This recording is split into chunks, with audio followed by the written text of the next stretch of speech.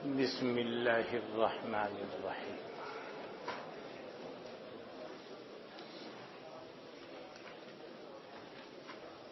سال کے آغاز میں اصح الکتب بعد کتاب اللہ جو کتاب ہے اس کے آغاز میں اور آغاز کے بھی آغاز میں انہوں نے آغاز کیا تھا بدایت وحی سے، باب کیف کان بدء الوحی الی رسول اللہ صلی اللہ علیہ وسلم۔ اس میں بھی جس چیز کو اول نمبر پر رکھا، آج اس حدیث کو امام نسائی رحمت اللہ علیہ آپ کے سامنے پیش فرما رہا ہے۔ وہی حدیث ہے۔ یہ کیا ہے کہ بخاری شریف میں پہلے سب سے پہلی حدیث، مشکات شریف میں سب سے پہلی حدیث، اور دوسری کتابوں میں وہ اپنے اپنے حساب سے دوسری جگہوں پر آ رہی ہے۔ کیوں؟ وہ ہر شخص کا ایک انداز ہوتا ہے، جانتے ہیں نا۔ وَمِنْ عَادَتِي حُبُّ الدِّيَارِ لِأَهْلِهَا وَلِلنَّاسِ فِي مَا يَعْشَقُونَ مَذَاهِبُ۔ پڑھا ہے نا کہیں؟ کہاں؟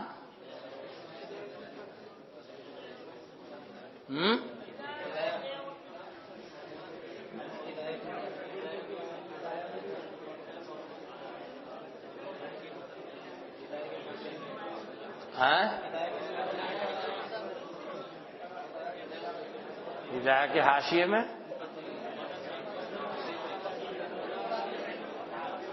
عجیب ہے بھائی، اتنا اختلاف۔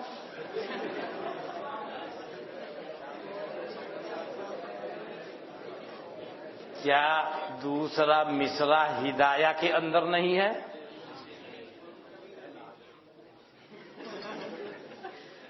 پہلے مصرعے کے بارے میں آپ کہہ سکتے ہیں کہ وہ حاشیے میں ہے، دوسرا مصرع تو کتاب میں ہے۔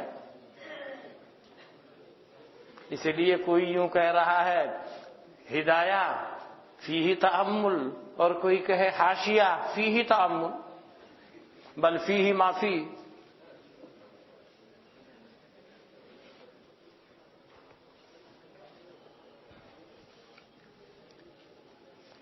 سب کا انداز، سوچ کا انداز، انداز گفتگو، انداز استنباط، انداز بیان الگ الگ ہوتا ہے۔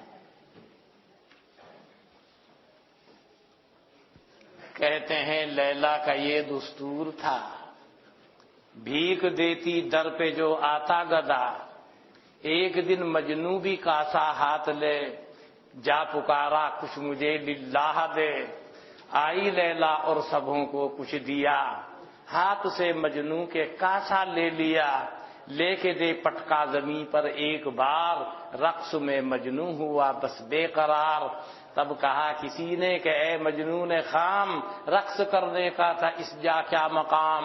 تب کہا مجنون تو عاشق نہیں، عاشقی کے رمز سے واقف نہیں، یہ بلا ہرگز نہیں یہ ناز ہے، یہ بھی ایک معشوق کا انداز ہے۔ تو کہہ رہا ہوں وَلِلنَّاسِ فِي مَا يَعْشَقُونَ مَذَاهِبُ، الگ الگ طریقے ہوتے ہیں۔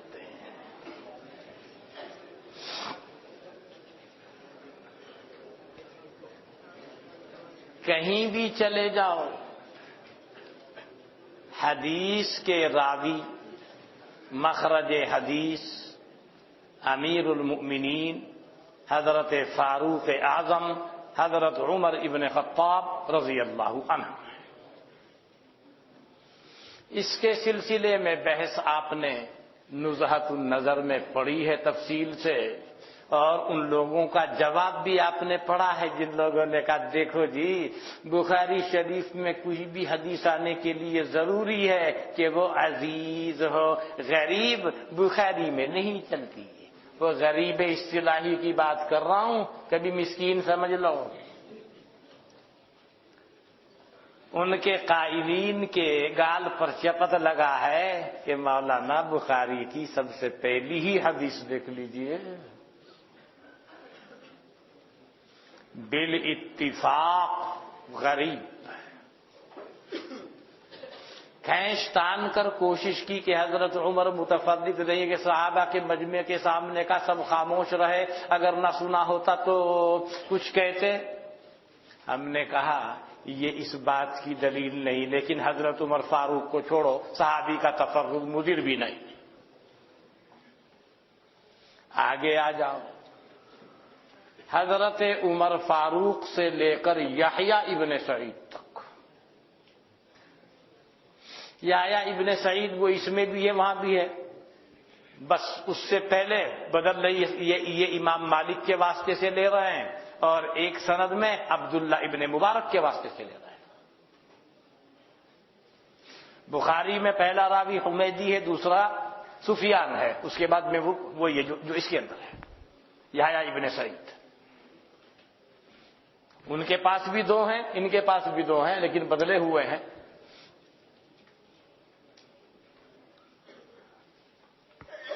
ایک امام مالک کا واسطہ ہے، امام مالک یحییٰ ابن سعید سے لے رہے ہیں۔ ایک عبداللہ ابن مبارک کا واسطہ ہے، وہ یحییٰ ابن سعید سے لے رہے ہیں۔ یحییٰ ابن سعید متفرد ہیں اس حدیث کو لینے میں، کس سے؟ محمد ابن ابراہیم التیمی سے۔ محمد ابن ابراہیم التیمی متفرد ہیں اس کو لینے میں، کس سے؟ علقمہ ابن وقاص اللیثی سے۔ یعنی یحییٰ ابن سعید تک تفرد گیا ہے۔ یہ وہ باتیں ہیں جو آپ نے نزہۃ النظر میں پڑھ رکھی ہے۔ یحییٰ ابن سعید سے اوپر چلنے کے بعد اور آگے بڑھنے کے بعد تفرد ختم ہو گیا ہے، لیکن یحییٰ ابن سعید تک تفرد ہے۔ نزہۃ النظر کی بات یاد آ رہی ہوگی، اور اصل راوی حضرت عمر۔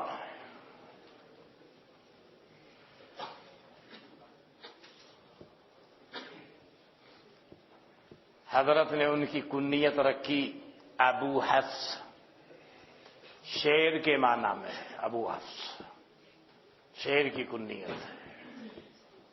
حضرت نے لقب دیا فاروق کا،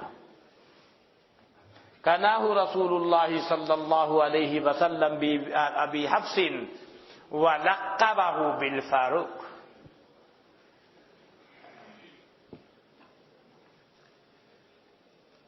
قاضی بیضاوی نے تفسیر بیضاوی میں یریدون ان یتحاکموا الی الطاغوت کی تفسیر کرتے ہوئے حضرت عبداللہ ابن عباس کی روایت سے نقل کیا ہے کہ ایک یہودی اور ایک مسلمان جو حقیقت میں منافق تھا، ایک مقدمہ لے کر حضرت جناب نبی اکرم صلی اللہ علیہ وسلم کی خدمت اقدس میں پہنچے، مقدمہ پیش کیا۔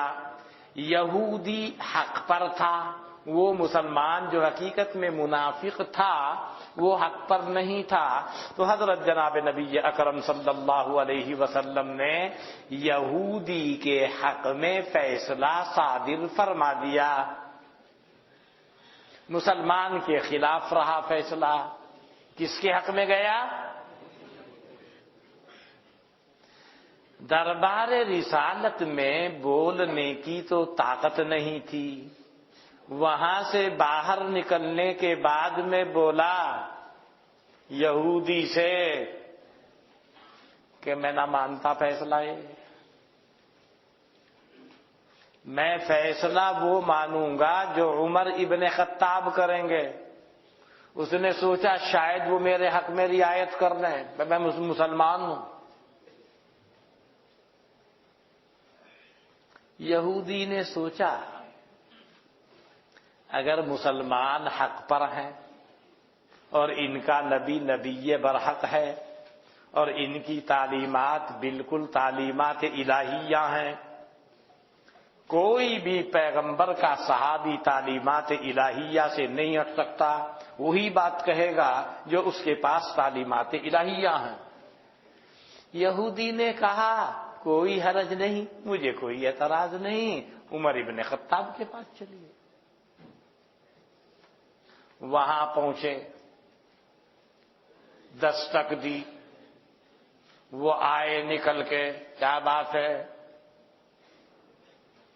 یہودی نے کہا جی میں بتاتا ہوں، میرا اور اس مسلمان کا ایک مسئلے میں تنازع ہے،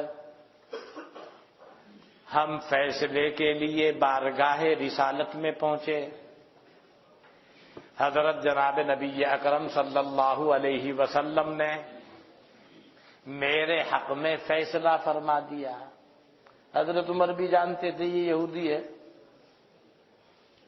وہاں سے نکلنے کے بعد یہ مسلمان کہہ رہا ہے کہ میں تو ان کا فیصلہ نہیں مانتا، عمر کا فیصلہ مانوں گا۔ یہ اچھا، میرا فیصلہ مانو گے بھائی؟ کہ ہاں ٹھیک ہے، میں بھی فیصلہ کرتا ہوں، ابھی آ۔ اندر گئے، تلوار لائے اٹھا کے، اور تلوار سے کر دیا کام مسلمان کا، حقیقت میں منافق تھا۔ جو حضرت جناب نبی اکرم صلی اللہ علیہ وسلم کے فیصلے کے بعد کہے اس فیصلے کو نہیں مانتا، عمر کا فیصلہ مانوں گا، عمر کا فیصلہ اس کے حق میں یہ ہے،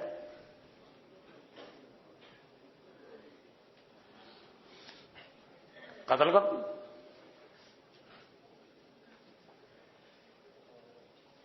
ابھی تک اس کا نفاق بھی لوگوں کو معلوم نہیں تھا، یہاں سے اللہ تعالیٰ نے نفاق کھلا اس کا، ورنہ تو وہ دعویٰ کر رہے تھے خون بہا کا، ہمارے آدمی کو ناحق قتل کر دیا ہے۔ جب مسئلہ آیا نفاق کا، وہاں حضرت جناب نبی اکرم صلی اللہ علیہ وسلم نے آپ کو فاروق کا لقب عطا فرمایا، الفارق بین الحق والباطل، یہی معنی ہے فاروق۔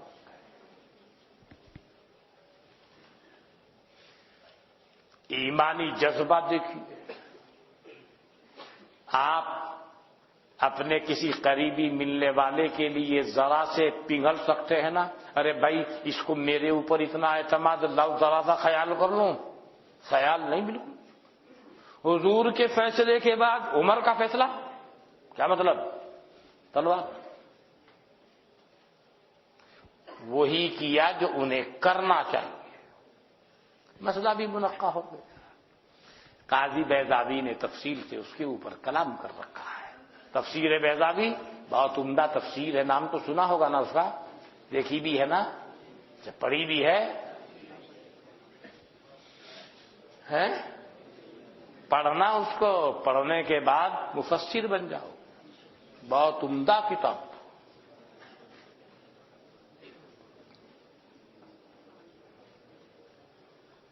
بہرحال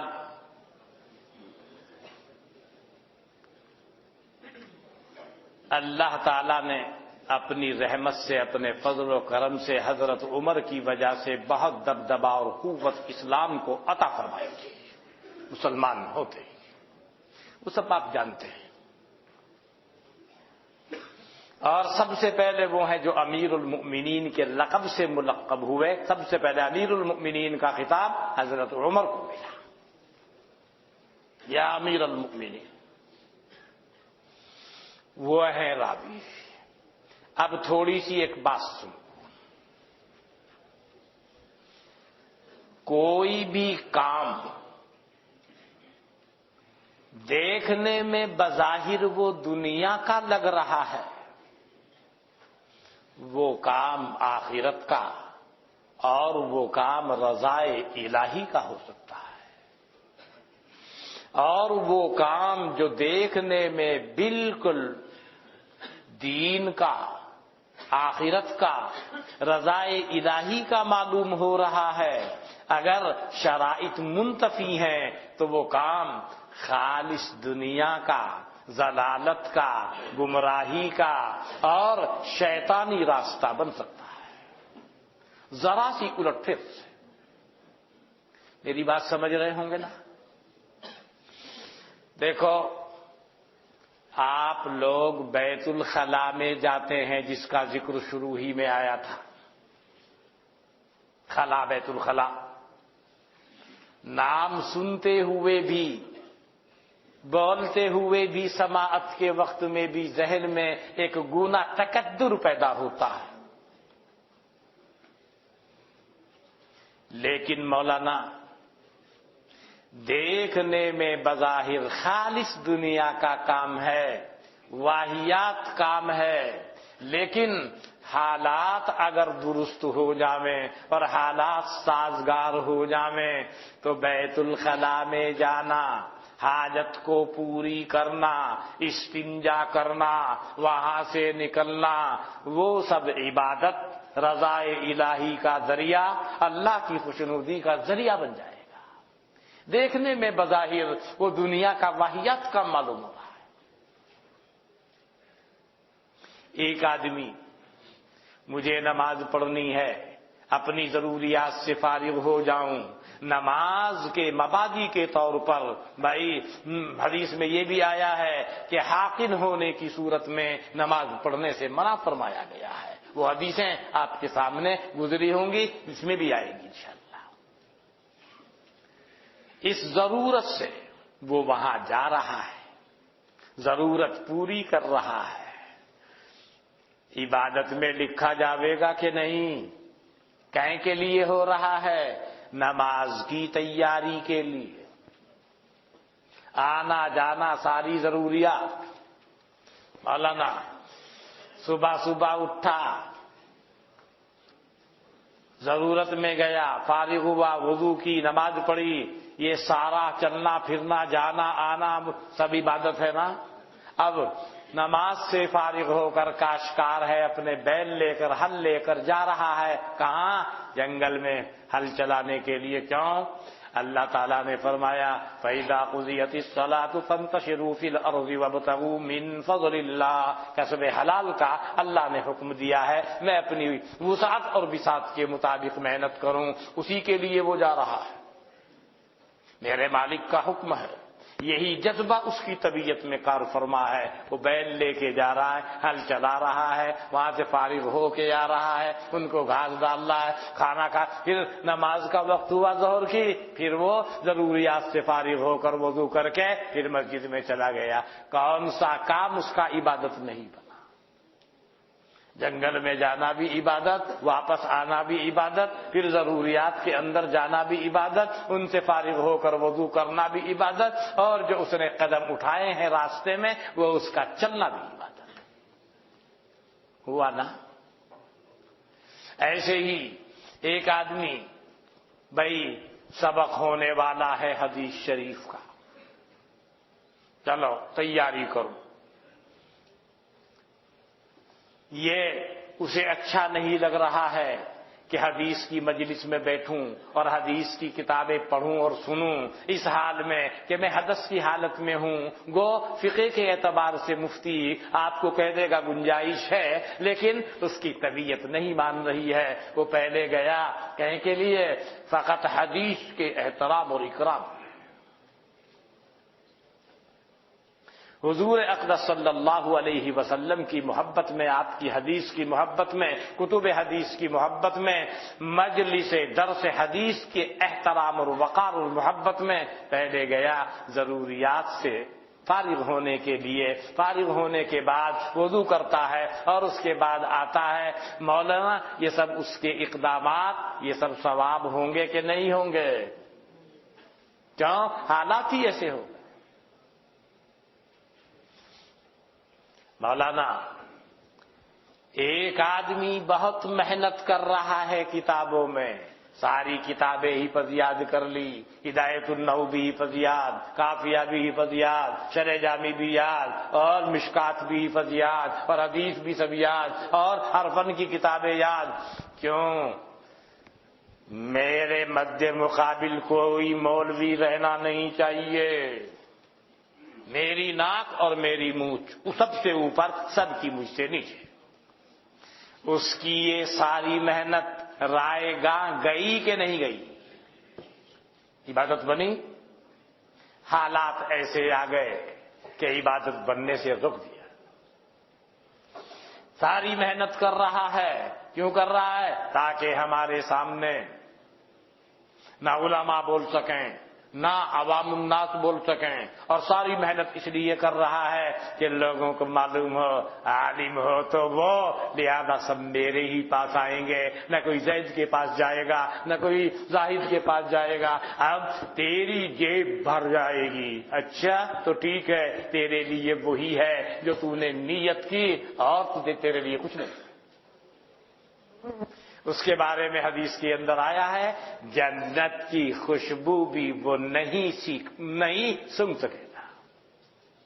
ارے محنت تو بہت کی، محنت تو کی، مگر حالات ایسے ہو گئے کہ محنت رائے گاہ ہو گئی. یہ ایسی محنت اللہ کے یہاں نہیں چلتی.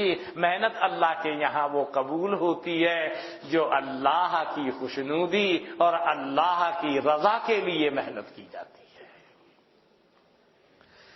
بات سمجھ میں آئی؟ مشکات شریف میں آپ کے سامنے بحوالہ مسلم حدیث آئی ہے، یاد آ رہی ہوگی آپ کو. اللہ تعالیٰ بلائے گا تین کو، آجا بھائی، وہاں محشر میں ہم نے تمہیں ایسی ایسی نعمت دی تھی اور ایسے ایسے کیا تھا، کیا شکریہ ادا کیا؟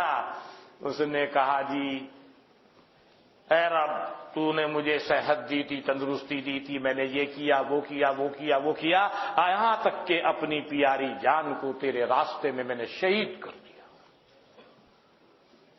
حکم ہوگا یہ سب تو نے اس لیے کیا تھا. لوگ کہیں گے ارے بڑا جری ہے، بڑا بہادر ہے، بہادر ہو تو ایسا. لہذا وہ کہا جا چکا، میرے لیے کیا ہوا؟ حکم ہوگا آندھے منہ کر کے جہنم میں پھینک دیا جائے. آئی حدیث ذہن میں آ رہی ہوگی. سیٹھ صاحب کو بلایا جائے گا، آجا سیٹھ جی، ہم نے تمہیں مختلف قسم کے اموال اور دولت عطا فرمائے تھے، تو نے ہماری نعمتوں کے اندر کیا شکر گزاری کی، کیا اچھے کام انجام دیے؟ وہ کہے گا اے رب، خیر کے تمام ابواب جو بھی مجھ کو ملے میں نے خرچ کیا، میں نے مدرسوں میں دیا. وہاں نیارہ مدرسے کا اس کی تشریح کر رہا ہوں. مدرسے میں دیا، مسجد میں دیا، اس میں دیا، جماعت میں دیا، غریبوں کو دیا، مسکین کو دیا، امیرین کو دیا، فلاں، یعنی جتنے بھی مصارف تھے جو مجھے ملا میں نے خرچ کیا. ارشاد باری ہوگا یہ تو سب اس لیے کیا گیا کہ فیاض اور سخی اگر ہو تو ایسا جیسے سکھ. لہذا وہ کہا گیا میرے لیے کیا کیا؟ حکم ہوگا آندھے منہ جہنم میں، آندھے منہ جہنم ہے حدیث. پھر حکم ہوگا ملا جی آجا، اللہم انا نعوذ بک من الفتن ما ظہر منہا وما بطن. اللہ تعالیٰ اس ابتلا سے ہم سب کی حفاظت فرمائے. مولوی صاحب کو حکم ہوگا علامہ صاحب آئیے، ہم نے آپ کو صحت دی، ذہانت دی، فنا دیا، سمجھ دی، فنا کیا، تو نے کیا کیا کہ جی میں نے یوں کیا اور یوں پڑھا، یوں محنت کی، یہ پڑھایا کہ یہ تو سب اس لیے کیا. لوگ کہیں گے عالم ہو تو ایسا اور علامہ ہو تو ایسا.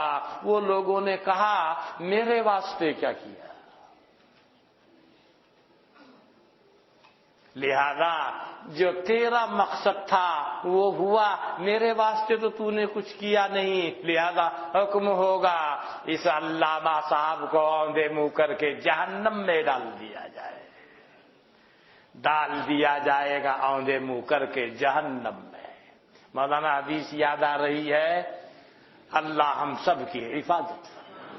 مولانا یہی کام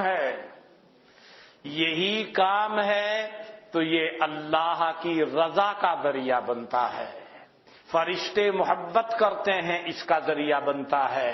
فرشتے ان کے اعزاز میں اور محبت میں ان کے لیے اپنے پر بچھا دیتے ہیں، اور ان کے راستے کو جنت کا راستہ ارشاد فرمایا گیا حدیث کے اندر۔ اور آسمان اور زمین میں جو بھی مخلوقات ہیں وہ ان کے لیے دعا کرتی ہیں، یہاں تک کہ مچھلیاں پانی کے اندر، سمندر کے اندر اس کے لیے جو اس کام کے اندر لگا ہوا ہے اس کے لیے دعا کرتی ہے۔ حدیث میں یا تو اتنا محبوب بن رہا ہے، اور اگر گڑبڑ ہو گئی بجائے محبوب کے ضد محبوب بن جائے گا، جس کو مبغوض کہتے ہیں۔ کیوں؟ مسئلہ گڑبڑ ہو گیا، جو اصل منشا تھا اصل منشا سے ہٹ گیا، اصل منشا سے ہٹتے ہی کم فرق ہو گیا۔ مولانا دیکھو، نماز آپ فرماتے ہیں، صحیح فرماتے ہیں، آپ کی کتابوں میں لکھا ہوا ہے کہ نماز کلمۃ الاسلام کے بعد سب سے اہم عبادات مقصودہ میں سے سب سے محترم بالشان نماز۔ حدیث میں آپ کے سامنے آیا سب سے پہلے سوال نماز کے بارے میں ہوگا، بالکل صحیح آیا۔ ایک حدیث میں یہ بھی آیا سب سے پہلے سوال کہیں کے بارے میں ہوگا، دم کے بارے میں ہوگا۔ بظاہر تعارض معلوم ہو رہا ہے، علماء نے اس کے درمیان تطبیق دے دی، ایک کا تعلق حق اللہ سے ہے، ایک کا تعلق حقوق العباد سے ہے۔ حقوق اللہ سے متعلق جو ہے وہ نماز ہے، اور حقوق العباد سے متعلق جو ہے وہ مسئلہ دم ہے۔ فلا تعارض بینہما، تطبیق ہو گئی۔ تو نماز اپنی وضع کے اعتبار سے کتنی محترم بالشان عبادت ہے، عبادت مقصودہ ہے۔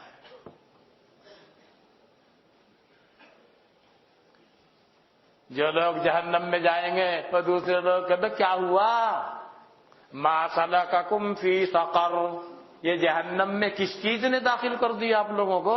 ما سلککم فی سقر قالوا لم نک من المصلین، اجی ہم نماز نہیں پڑھتے تھے، ہم نماز نہیں پڑھتے تھے اس لیے جہنم رسید ہو گئے۔ مولانا منافقین نماز پڑھتے تھے کہ نہیں؟ پڑھتے تھے نا۔ نماز پڑھ رہے ہیں، رکوع سجدے سب کر رہے ہیں، مسجد نبوی میں پڑھ رہے ہیں، اور حضرت جناب نبی اکرم صلی اللہ علیہ وسلم کے پیچھے پڑھ رہے ہیں، نماز ہو گئی کہ نہیں؟ نماز ہے، شرط اول منتفی ہے، سب سے پہلی جو شرط ہے وہی منتفی ہے۔ عجیب، وہ تو زبان سے بھی کہہ رہے ہیں لا الہ الا اللہ، وہ بھی منتفی ہے، سب منتفی۔ اذا جاءك المنافقون قالوا نشهد انك لرسول الله والله يعلم انك لرسوله والله يشهد ان المنافقين لكاذبون، اللہ نے جھوٹے فرمائے۔ فویل للمصلین، ویل، ہلاکت، بربادی، جہنم کی ایک خاص وادی ہو ان نمازیوں کے لیے جو کہ ایسے ہیں۔ نماز تو بہترین چیز ہے۔ حضرت عمر فاروق نے اپنے عمال کو جب خط لکھا تھا، سب سے محترم بالشان چیز میرے نزدیک نماز، اپنے عمال کو لکھوا۔ موطا میں پتہ نہیں وہاں تک پہنچے کہ نہیں پہنچے، وہ لمبا خط ہے حضرت عمر فاروق کا، نہیں پہنچے ہوں گے ابھی، اوقات ہی کی بحث میں ہے۔ اس کا آغاز جو ہے کتاب الطہارت سے نہیں، یہ موطا امام مالک کا اوقات سے ہے، وہ بھی ایک طریقہ ہے۔ وَلِلنَّاسِ فِيمَا يَعْشَقُونَ مَذَاهِبُ۔ خیر، بہرحال میں یہ کہہ رہا ہوں ایک ہی چیز ہے، ایک ہی کام ہے، ایک آدمی کر رہا ہے تو مسئلہ کچھ اور بن کے سامنے آ رہا ہے، اسی کو کچھ دوسرا کر رہا ہے، صورتحال کچھ اور۔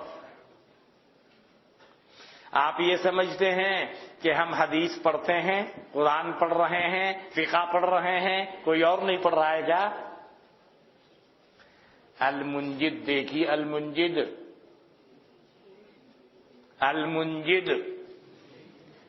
دیکھیے، کہاں دیکھا المنجد؟ کیا چیز ہے وہ؟ لغت کی کتاب ہے۔ کون سی زبان میں؟ عربی میں۔ کیا جلدیں؟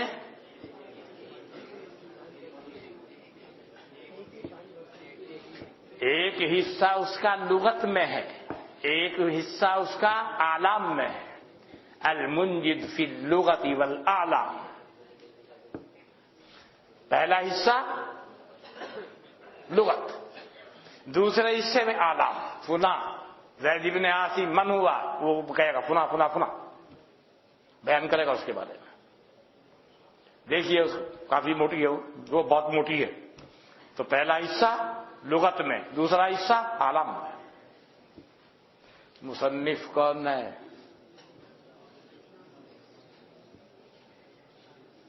مصنف کون ہے؟ ہاں؟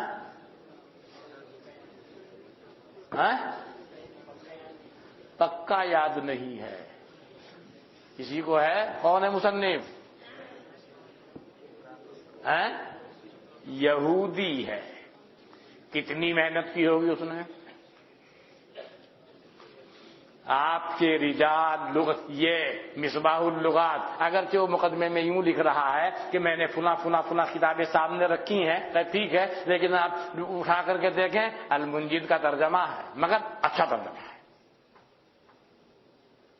مصباح اللغات تو دیکھتے ہوں گے نا، اسی کا ترجمہ ہے المنجد کا، لیکن ترجمہ اچھا کیا ہے۔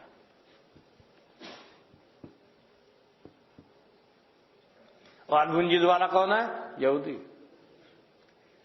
سب اس نے جمع کیا ہوگا، اس کا صلہ یہ آئے تو یہ مانا، اس کا صلہ یہ آئے تو یہ مانا، اور وہ پھر وہ کر رہا ہے آپ کے اسماء الرجال پہ گفتگو کر رہا ہے۔ جب محمد پہ گفتگو کرے گا سب سے پہلے محمد ابن عبداللہ ابن فلاں ہوا نبی المسلمین، ایسے بول رہا ہے۔ کتاب میں دیکھیے اٹھا کر، ہوا نبی المسلمین۔ مسلمان ہوتا کیا کہتا؟ ہوا نبینا و سیدنا، وہ کیا کہہ رہا؟ ہوا نبی المسلمین۔ کتاب میں دیکھنا اٹھا کر کے، یوں ہوا پھر ایسے ہوا، ہجرت کی، پھر وہ جنگ ہوئی، بدر میں وہ اس کے اوپر غالب آ گئے، احد میں شکست کھا گئے، وہاں جا کے گڑبڑ کی، حالانکہ شکست نہیں، ابو سفیان نے کہا تھا الحرب سجا، یعنی مسلمان کو نقصان پہنچا، لیکن اس کو شکست سے تعبیر کرنا وہ ذہن کی عکاسی پیش کر رہا ہے، انصاف کے خلاف بات ہے۔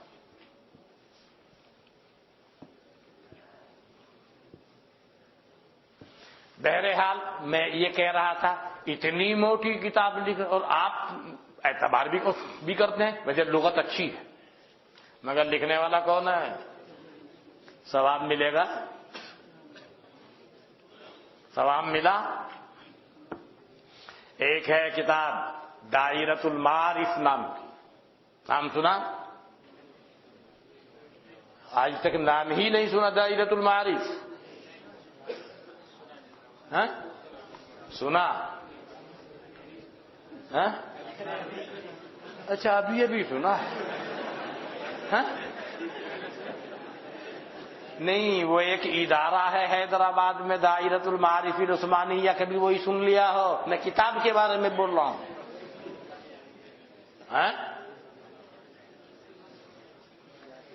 ایک کتاب اردو میں ہے دائرۃ المعارف کے نام سے، موٹی موٹی 28 جلدوں میں ہے، اردو میں ہے۔ وہ انارکلی پاکستان کی چھپی ہوئی ہے، 28 جلدوں میں ہے، اردو میں ہے، اسلامی معلومات کو اس کے اندر جمع کیا گیا ہے۔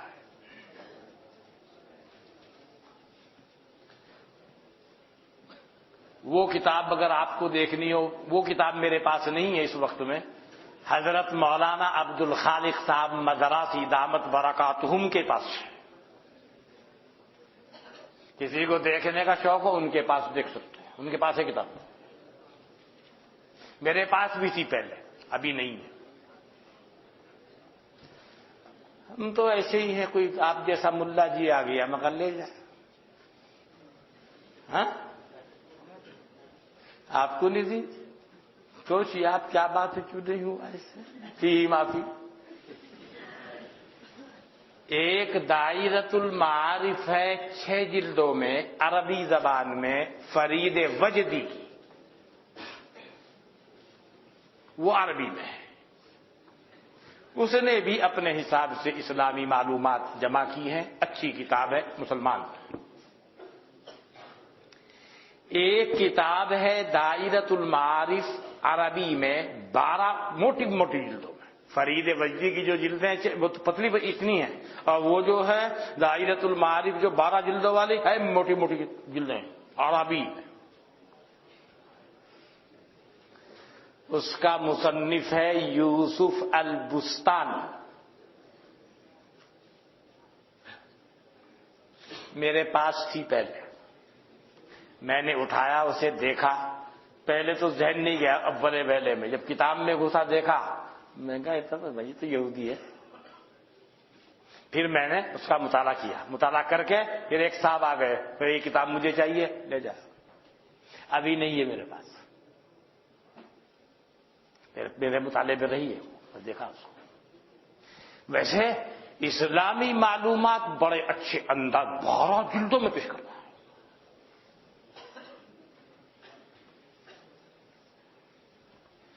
کتنی محنت کی ہوگی، ثواب ملا؟ کیوں؟ ثواب تو ایک خاص حالت پر ملتا ہے، وہ خاص حالت ہے تو ثواب ملے گا، نہیں تو ثواب نہیں ملے گا۔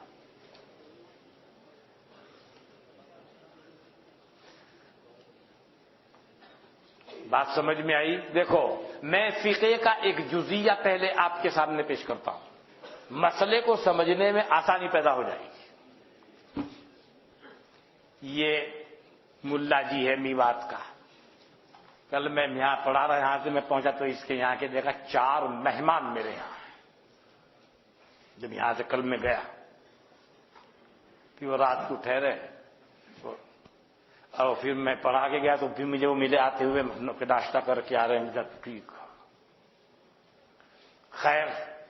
پھر دوپہر میں جب میں سو گیا تو ملا جی ہمارا بتا رہا تھا کہ وہ جب انہیں بہت افسوس ہوا، ہم ساتھ میں وہ مفتی خان انہوں نے بتایا کہ وہ آ کے کھانا کھا کے سو جاتا ہے، سو رہا ہے۔ مجھے بھی بہت افسوس ہوا، میری ملاقات نہیں ہوئی بیچاروں سے جاتے ہوئے، وہ مجھ سے ہی ملنے آئے تھے۔ ویسے ہو گئی تھی ملاقات، جب یہاں سے گیا جب بھی ہوئی، صبح کو بھی ہوئی، اور پھر جب میں صبح کو پڑھا کے جا رہا تھا تو بھی راستے میں ہوئی۔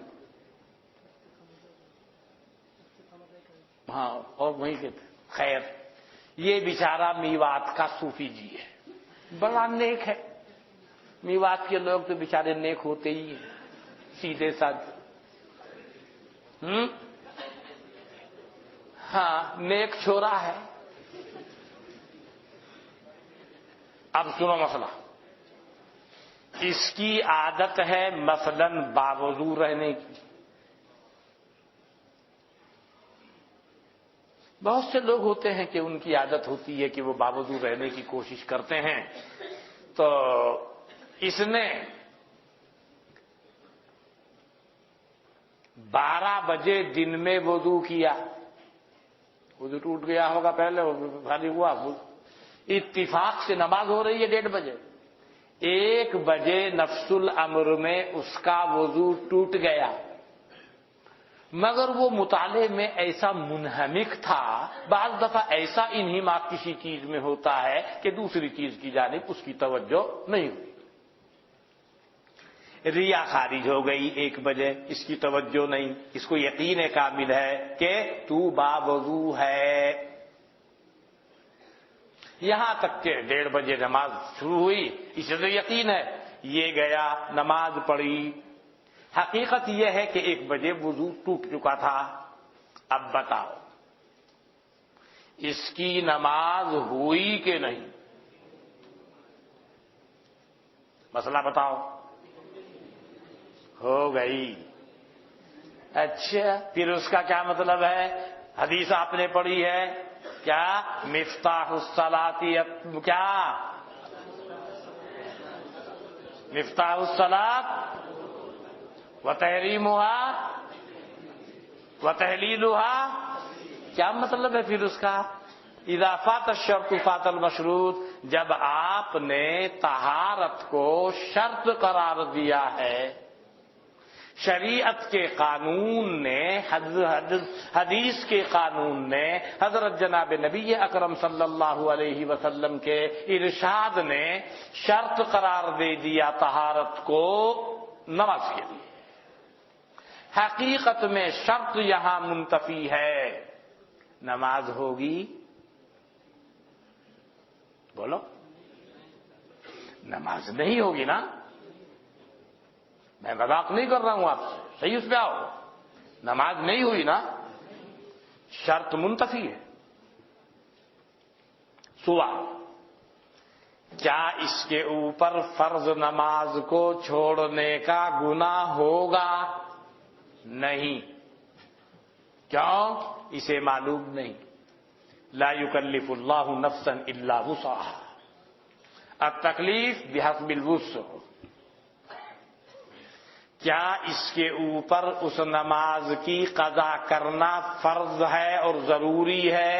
جواب، جب اسے معلوم ہی نہیں، اسے تو یقین کامل ہے 100% کہ تو نماز ظہر کی ادا کر چکا ہے، لہذا قضا بھی اس کے اوپر فرض نہیں ہوگی، معلوم ہی نہیں ہوگی۔ بات سمجھ میں آ رہی ہے؟ نماز ہوئی نہیں، ترک فرض کا گناہ نہیں، صورت مذکورہ میں اس کی قضا کرنا اس کے اوپر فرض نہیں۔ حضور، اس کو اس نماز کا ثواب ملے گا یا نہیں؟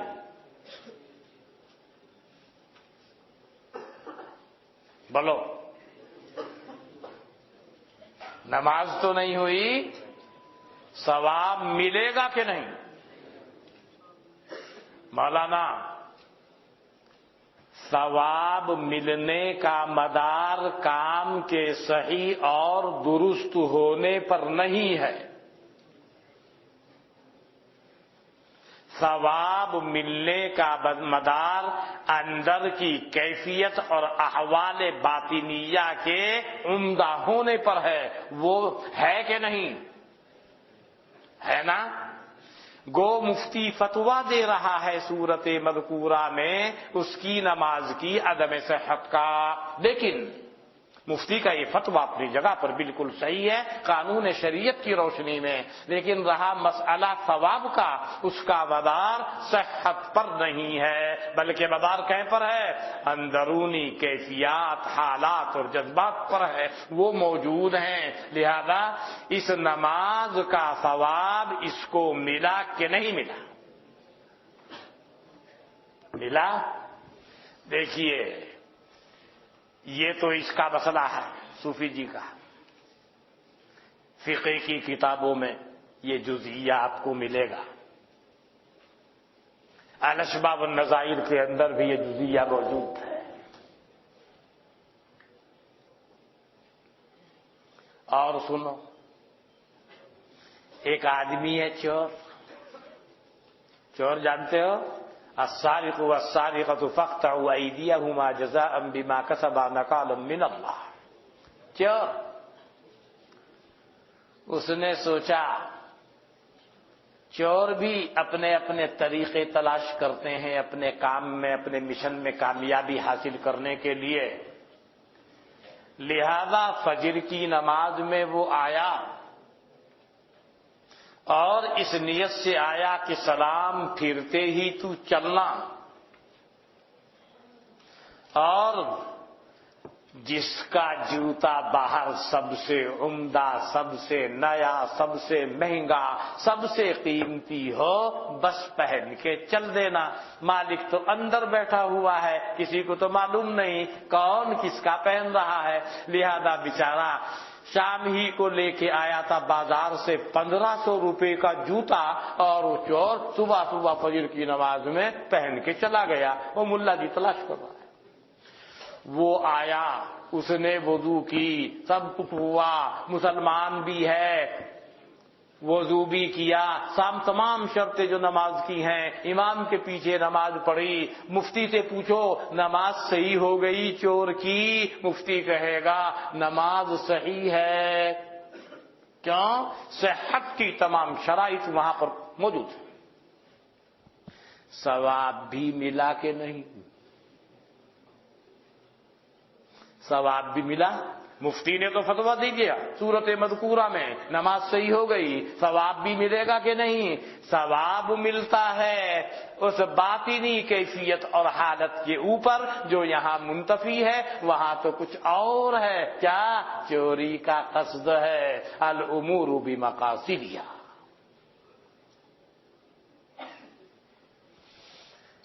بات سمجھ میں آئی؟ تو آپ جس کام میں لگے ہوئے ہیں، بس ذرا سا وہ ہے، چاہے تو یہ عبادت بن جائے، اللہ کی توفیق، اس کی رحمت شامل حال ہو جائے تو بہت بڑی عبادت ہے اور بہت بڑی فضیلت ہے۔ قال النبی صلی اللہ علیہ وسلم من یرد اللہ بہ خیرا یفقہہ فی الدین، او کما قال النبی صلی اللہ علیہ وسلم۔ اتنا بڑا انعام۔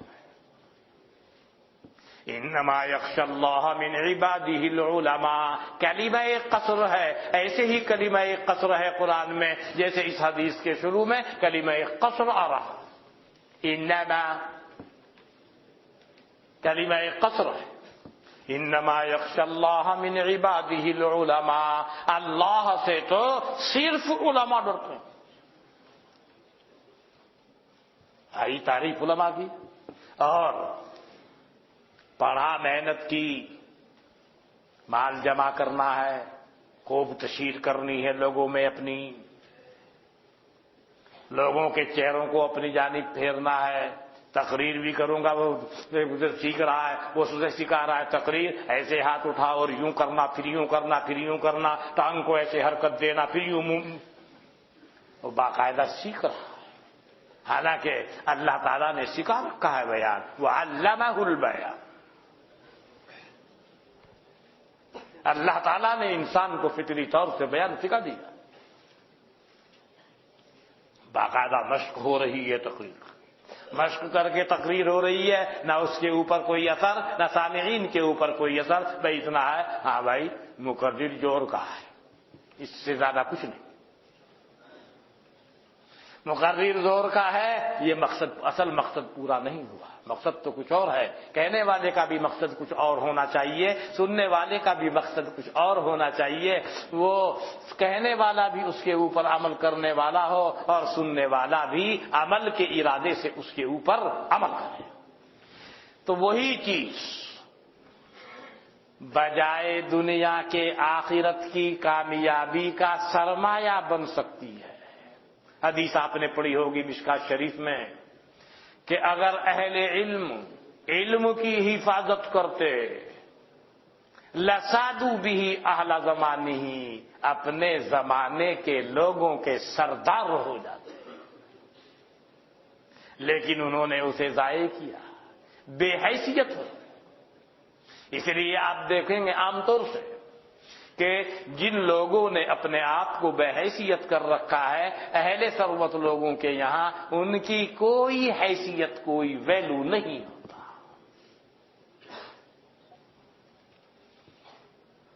وہی علم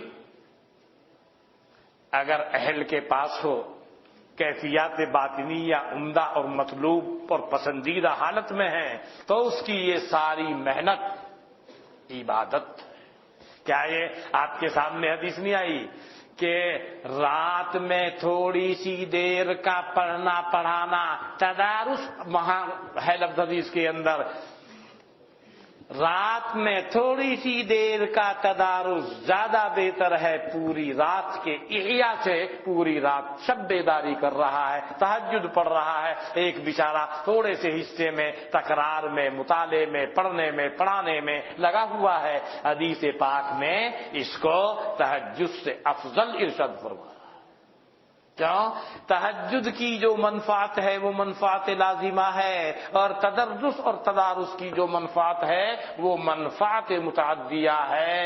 وہ اپنے لیے نہیں کر رہا ہے، پوری امت اور قوم کے واسطے کر رہا ہے۔ منفعت متعدیہ کا مقام اونچا، قوی، بھاری اور بہتر ہوتا ہے منفعت لازمہ کے مقابلے پر۔ مولانا یہ باتیں سمجھ میں آئی، میں اس لیے تھوڑی سی آپ کے سامنے بیٹھ کر، چونکہ یہ حدیث جگہ جگہ آپ کا واسطہ پڑتا ہے، تقریریں بھی آپ کرتے ہیں، مختلف کتابوں میں یہ حدیث آپ کے سامنے آئے گی، میں نے سوچا اس کے ہر گوشے آپ کے سامنے پیش کروں۔ ابھی کچھ باتیں میں نے پیش کی ہیں اور ابھی اندر نہیں گھس رہا ہوں۔ کچھ پرچی ہو تو دے دے، اندر گھستا ہوں کل کو انشاءاللہ۔ کوئی پوچھنے کی بات ہو تو بولو۔ یہ بات تو سمجھ میں آئی ہوں گے نا سب؟ اللہ سے دعا بھی کرو، اللہ تعالی ہمیں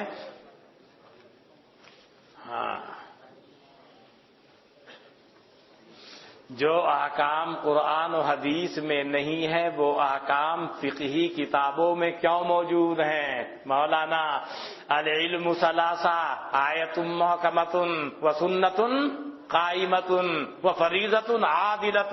کیا لکھتے ہیں شراح؟ الثابت بالاجماع والقیاس۔ ذرا حدیث تو دیکھ لو مولانا۔ الحرب سجال، اس وجہ سے کہا جب تم کامیاب ہوئے، جو کامیابی ہمیں ہوئی، تو کیا یہ تشریح صحیح ہے؟ ہاں آپ کر سکتے ہیں بہرحال، لیکن کفار نے بھی اس کو شکست سے تعبیر نہیں کیا، وہی شکست خوردہ تھے۔ وہ تو تھوڑی سی ایک بات کے نتیجے میں کچھ نقصان ہو گیا، ورنہ تو شکست ان کی ہو گئی تھی، مسلمان غالب تھے۔ آپ نے پڑھا ہوگا سب، داستان پڑھی ہے جنگ احد کی۔ کافر اور مشرک کے درمیان کیا فرق ہے مولانا؟ معالم تو ایک ہی ہیں۔ گاؤں میں مکتب ہو، زکوٰۃ کا خرچ کرنا جائز ہے مولانا؟ مولوی کو مکتب مدرسہ سے اس سے شروع ہوتا ہے مولوی، لیکن قرآن کریم نے مدرسے کا ذکر ہی نہیں فرمایا۔ انما الصدقات للفقراء والمساکین والعاملین علیہا والمؤلفۃ قلوبهم وفی الرقاب والغارمین وفی سبیل اللہ وابن السبیل۔ کہیں فرمایا ہی نہیں للمدارس؟ ہاں وہ تو پیچھے ہے۔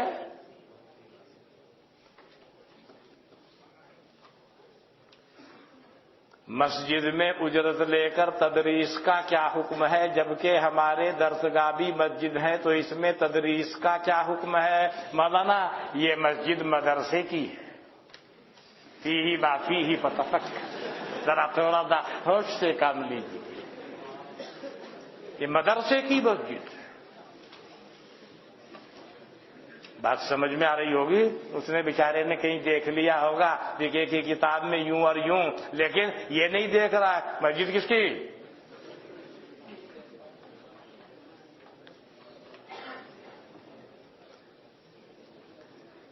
یہ حدیث اگر حرام کمائی سے ایک لقمہ کھانے سے 40 دن تک نماز اور دعا قبول نہیں ہوتی، ہاں مولانا آپ کی تنبیہات کے لیے ہے سب۔ اطلب العلم من المہدی الی اللہل، لہذا حدیث تو نہیں ہے، مقولہ ہے اور بات واقعی ہے۔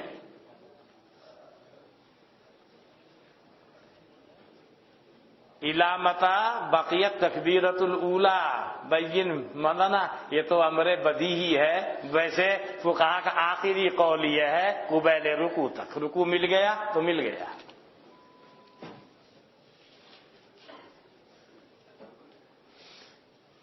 ایک منافق کو بغیر کسی حد کی سزا کرتے ہوئے محض غیرت ایمانی کی وجہ سے قتل کیسے کیا جا سکتا ہے؟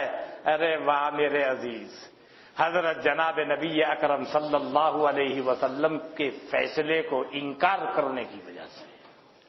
مولانا تھوڑا سا ہوش سے کام لیا کرو، سیاق و سباق دیکھیے۔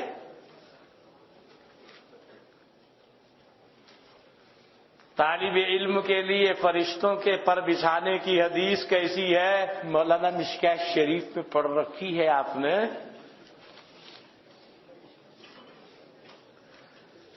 اگر غیر مقلدین اپنے آپ کو ایک مکتبہ فکر کہیں تو کیا یہ صحیح ہے؟ اور مکتبہ فکر کس کو کہا جائے گا؟ مولانا ہم تو جانتے نہیں مکتبہ فکر کیا ہوتا ہے، ہم تو یہ جانتے ہیں صحابہ کرام سے جو چیز ہم تک پہنچی ہے، جو اسلوب، جو طریق، جو وہ اس روش کے اوپر ہم چلیں گے۔ ما انا علیہ واصحابی ہے نا آپ کے سامنے۔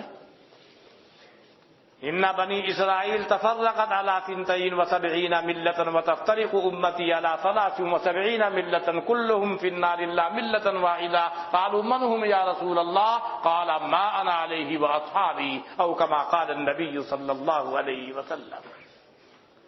والدہ کی طبیعت خراب ہے، اللہ شفا عطا فرمائے۔ امام صاحب نماز پڑھاتے ہوئے قہقہہ لگا کر ہنس پڑے تو وضو کا اعادہ صرف امام پر واجب ہوا یا دونوں پر؟ امام صاحب پر، وہ قہقہے والے پر ہے۔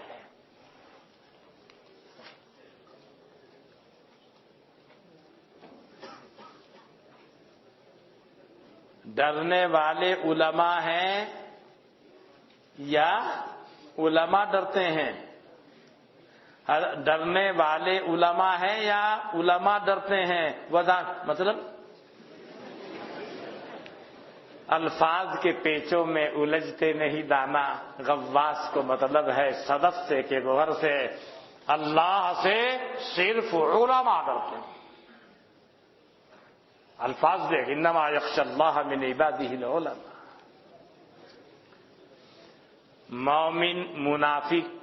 مومن اور منافق ہے، درمیان نسبت کون سی ہے؟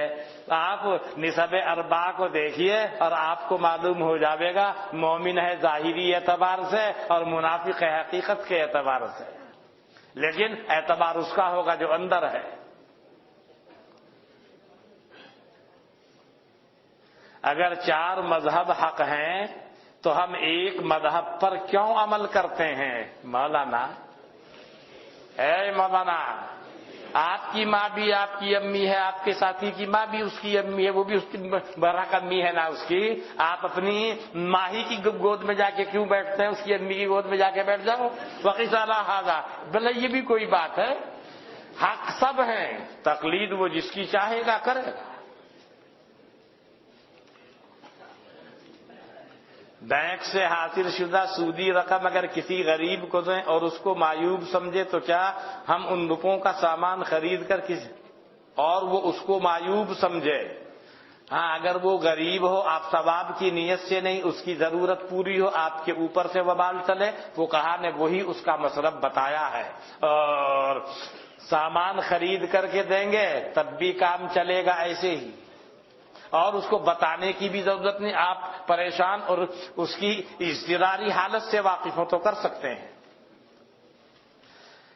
کیا میت کو یہ معلوم ہو جاتا ہے کہ اس پاس آنے والے ثواب کو کس طرح مولانا اس وقت میں وہ روحانی اس میں ہے، قوت میں بڑی طاقت ہے اس کے پاس میں، سب معلوم ہو جاتا ہے اس کو۔ فرض نماز کے بعد اذکار کا ثبوت ہے، لیکن اذکار کے بعد کیا کسی حدیث سے دعا کا ثبوت ہے یا نہیں؟ میں نے آپ کو بتایا تھا، حضرت تھانوی کی وہ کتاب دیکھ لیے ہمارا رسالہ استحباب الدعوات عقیب الصلوات۔ ایک بچہ گیا ابھی تک جو بازار میں ملی نہیں، میں کہا بھائی معلوم نہیں کیوں دستیاب نہیں، میرے پاس تو ہے کتاب، میں نے اس کی شکل دکھا دی تھی اس کو۔ اس سے پہلے گیا تھا ایک طالب علم کئی مہینے پہلے، اس نے کہا جی میں اس کا فوٹو لینا چاہتا ہوں، لے جا۔ کہ وہ فوٹو لے کے اس نے واپس کی مجھے.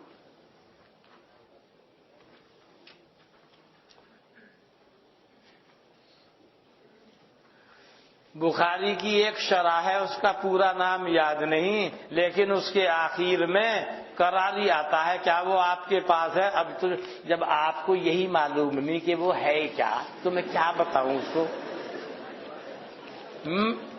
کہ وہ میرے پاس ہے کہ نہیں. پہلے اسے پوری کو دیکھیے، کیا تم معلوم کیجئے کیا نام ہے، اس کے بعد میں فیصلہ ہوگا وجود اور عدم وجود کا.